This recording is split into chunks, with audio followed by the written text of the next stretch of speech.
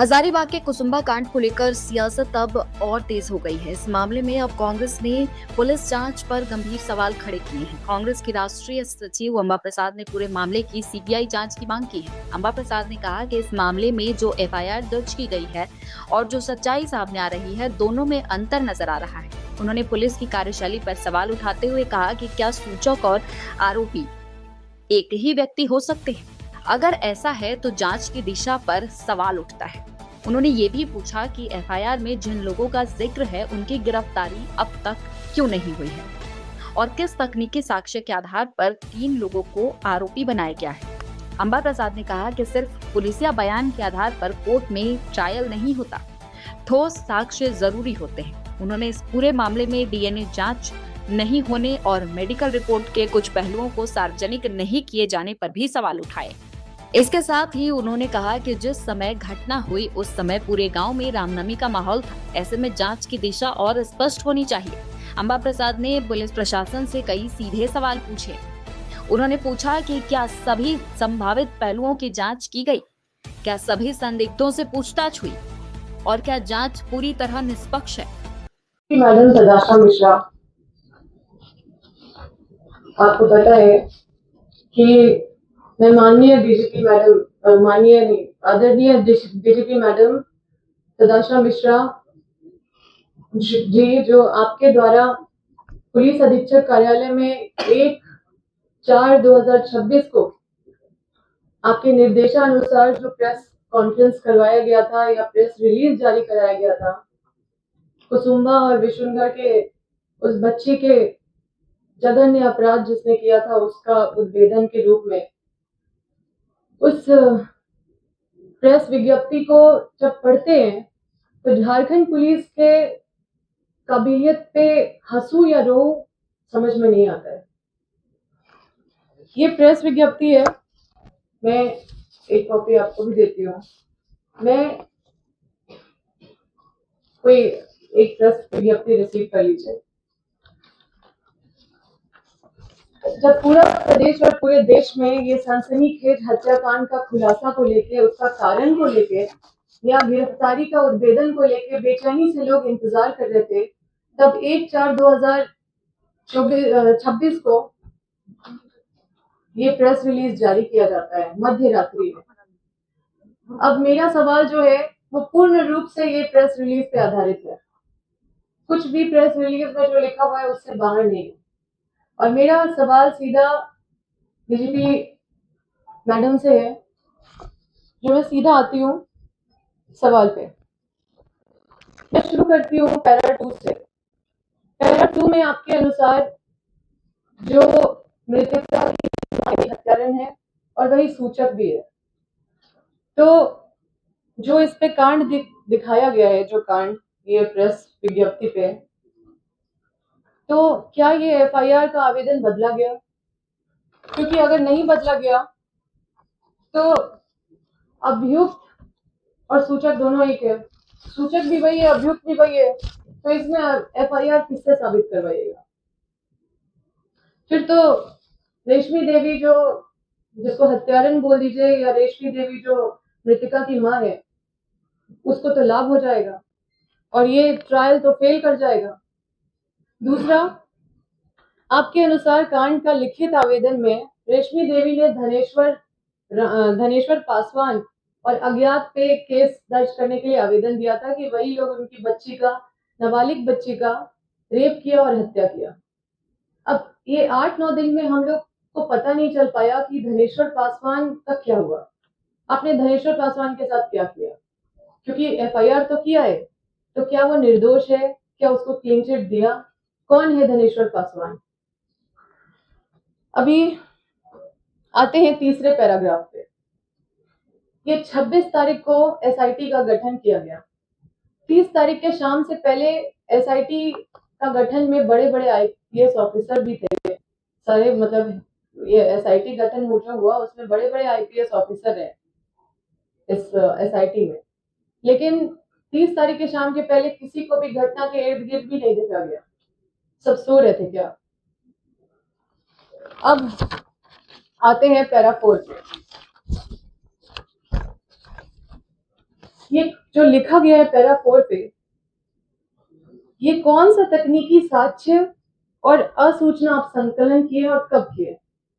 कौन सा तकनीकी साक्ष्य और कौन सा असूचना संकलन किए हैं, कब किए हैं, और कब ये भीम राम और ये जो मृतिका की मां है रेशमी देवी और जो भक्ताइन है शांति देवी, कब ये लोग से पूछताछ किए? अब इनके द्वारा जो पुलिसिया बयान दिया गया, तो क्या सिर्फ इनके द्वारा पुलिसिया बयान को छोड़ के क्या आपने कोई सबूत इकट्ठा किया? क्योंकि पुलिसिया बयान पे कोर्ट में नहीं चलता है, उसके आधार पे आप किसी को अरेस्ट कर सकते हैं, लेकिन कोर्ट में पुलिसिया बयान के हिसाब से ट्रायल नहीं चलता, ना ही उस पर सजा होता है। तो क्या सबूत आपने इकट्ठा किया? सिर्फ कहानी से तो नहीं होगा ना। अब ये जो घटना स्थल है, जिसमें मीडिया लोग भी बात कर रहे थे, घटना स्थल में जहाँ आप लोग गए थे, आम आदमी बात कर रहा है कि जो क्राइम स्पॉट है उसको आप लोग सिक्योर नहीं किए, जो एविडेंस है उसको सिक्योर नहीं किया, शुरू से अब तक उसको सील नहीं किया गया, उसको सिक्योर नहीं किया गया, उसको खुला छोड़ दिया गया। क्यों छोड़ा? जवाब दीजिए। आपने कहा कि रेशमी देवी का बेटा सुधीर सिंह बरसों से बीमार चल रहा है। क्या आपने बीमारी का कागजात इकट्ठा किया कि वो कौन सी बीमारी से ग्रसित था, कि उसका कौन से हॉस्पिटल में इलाज चल रहा था? क्या आपने कोई साक्ष्य इससे जुटाया इस तरह का? अब अभियुक्त रेशमी देवी के बारे में ये लोग प्रेस रिलीज में लिखते हैं कि भूमि विवाद था, लेकिन भूमि विवाद का केस नंबर नहीं बताते हैं, उसमें कुछ लिखते नहीं है कि भूमि विवाद का केस नंबर क्या है या किसके साथ भूमि विवाद है।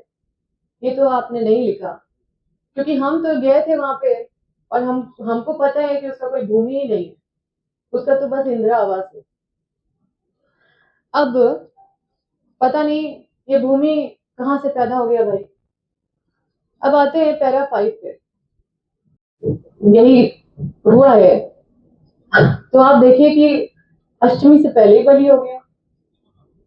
अष्टमी तो 24 तारीख की रात को अष्टमी तो नहीं था, सबको जानते हैं। तो ये शुभ मुहूर्त के पहले ही बलि हो गया, तो आपका ये शुभ मुहूर्त वाला कहानी भी फेल हो गया। फिर तो यहाँ पे ये कहानी का कोई मतलब नहीं बनता है। अब ये तो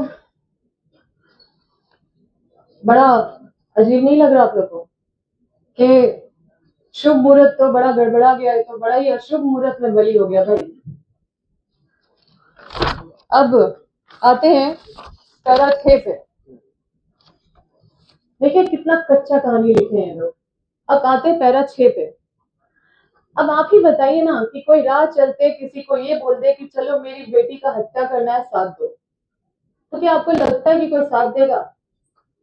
हाँ, तो 24 तारीख के शाम को 7 बजे से लेकर 9:30 बजे के बीच में अचानक रश्मि देवी उसकी छोटी बेटी का हत्या कराने के लिए भीमराम के पास जाती है और बोलती है कि हमको इसका बलि चढ़ाना है, आप साथ चलिए। और वो राजी भी हो जाता है और साथ में चला जाता है भक्ताइन के घर।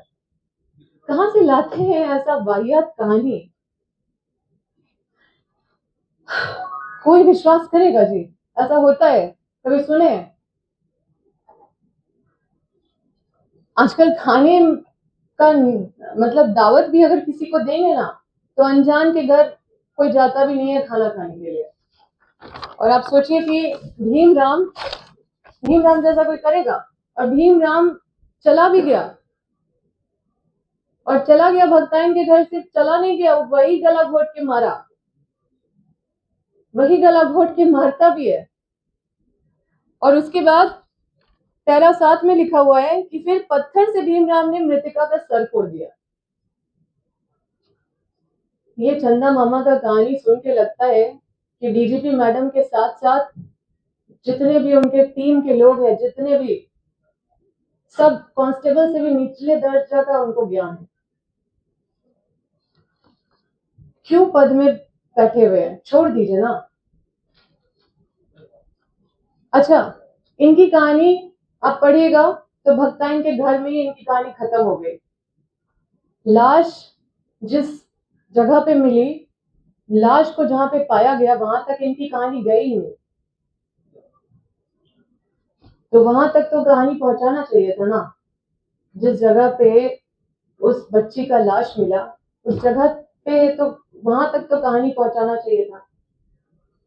अब आते हैं भीमराव प्रसंग पे। कौन है भीमराव? ये लोग तो छुपाए हैं।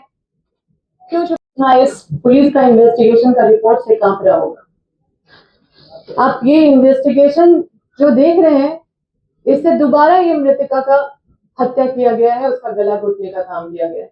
और ऐसे हत्यारों को ये भगवाधारी पुलिस वर्दी, ये भगवा वर्दी वाले पुलिस झारखंड के नागरिक को मंजूर नहीं है। इस पे माननीय उच्च न्यायालय, माननीय महामहिम राज्यपाल महोदय, माननीय मुख्यमंत्री महोदय अगर इस विषय पे चुप रहेंगे तो हम दुर्भाग्यपूर्ण समय रहेगा। अगर उनकी चुप्पी होगी तो ये हम सबके लिए दुर्भाग्यपूर्ण समय होगा। और संविधान का गरिमा तभी बचेगा जब इस कांड में तीनों स्तंभ, गरिमा तभी बचेगा ये तीनों मिलके इस कांड में सटीक अनुसंधान होगा और जो अपराधी है उसको सजा दिलाने का काम करेगा। क्योंकि इस तरह का जो इन्वेस्टिगेशन है, ये तो आप साफ आपके बीच में हम रख ही दिए हैं। और बीजेपी कहती थी ना कि हम लाश पे राजनीति नहीं करते हैं, तो ये सही कहती है। ये लोग लाश पे राजनीति नहीं करते हैं। जिंदा लोगों को पहले लाश बना देते हैं, उसके बाद लाश के ऊपर राजनीति करते हैं। तो मैं जानती हूँ कि कुसुम्बा की जो सीता है, उसका एकमात्र उम्मीद और एकमात्र सहारा अगर कोई बचा हुआ है तो आप चौथा स्तंभ मीडिया है। और मुझे पूरा भरोसा है कि आप इस अन्याय पे चुप नहीं रहिएगा। और मैं फिर से ये मांग करती हूँ कि इस केस का सीबीआई जांच हो और बताइए ना, ये कैसी राजनीति है, ये कैसा न्याय है और ये कैसा देश है? मतलब किस तरह से ये लोग कितने सफाई से कच्चा कहानी लिख रहे हैं। यही लोग हैं जो मैं बोलती थी ना, भूत हनुमान चालीसा पढ़ के जो आते हैं, ये वही लोग भूत है जो हनुमान चालीसा पढ़ के आते हैं। और ये लोग बोलते हैं जय श्री राम, इनको देख के हम लोग बोलते हैं राम राम। और ये लोग इतने पापी लोग हैं। मुझे नहीं लगता कि मुझे और कुछ बताने का जरूरत है। मैं यही बोलना चाहती हूँ कि पूरा सिस्टम ने मिलके इस बच्चे का दोबारा करने का काम किया है। और मैं फिर से आवाज लगाती हूँ, आपके माध्यम से मांग करती हूँ कि इस पूरे कांड का सीबीआई का जांच हो और जो दोषी है, जो दोषी अभियुक्त है उस पर भी कार्रवाई हो और जो दोषी पुलिस है उस पर भी कार्रवाई हो।